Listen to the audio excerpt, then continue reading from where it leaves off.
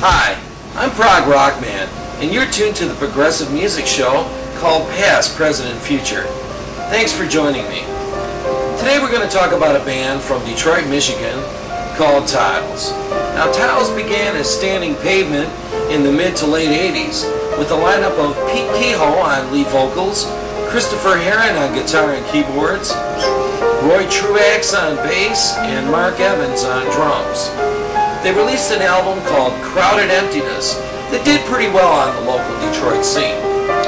And that was followed in the early 90s with a name change to Hanover Fist, but there was a trademark issue with that name with another band, so they had to change it. And along with that change came a different vocalist, Tommy Ingham on lead vocals. Again, there was another change a little bit down the road where they had to change the name to Tiles after a Led Zeppelin song reference, a song called On the Tiles.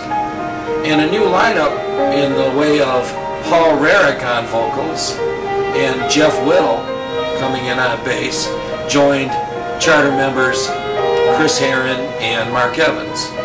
Now, Tiles recorded their self-released CD called simply Tiles in 1994 to rave reviews, and as a result of that they were picked up by Magna Carta Records, a major independent label called Magna Carta, and later on they signed a deal with Inside Out Music, and they released a series of very successful albums, especially in the European market.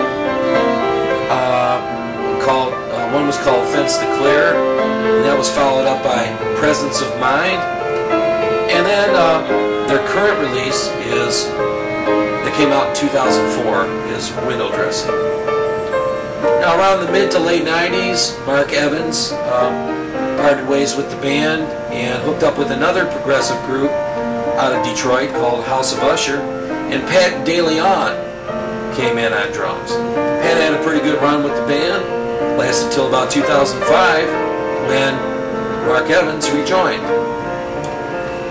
In 1999, going back a few years, Tiles had the distinction of doing a 2-week European tour with no less than Dream Theater, and that was a pretty big deal, and they played a lot of major European cities and garnered a lot of fans along the way.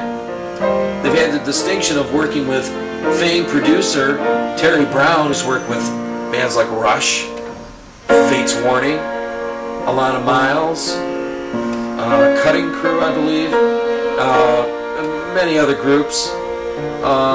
His resume, of course, speaks for itself, and he's worked on the last couple of albums, Window Dressing and Presence of Mind, I believe, with the band.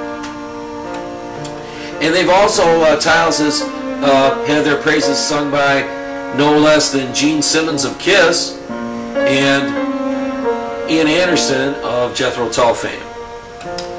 Currently, they're in the studio doing a follow-up to Window Dressing in Terry Brown's studio in Toronto, and they're working on that right now as we speak.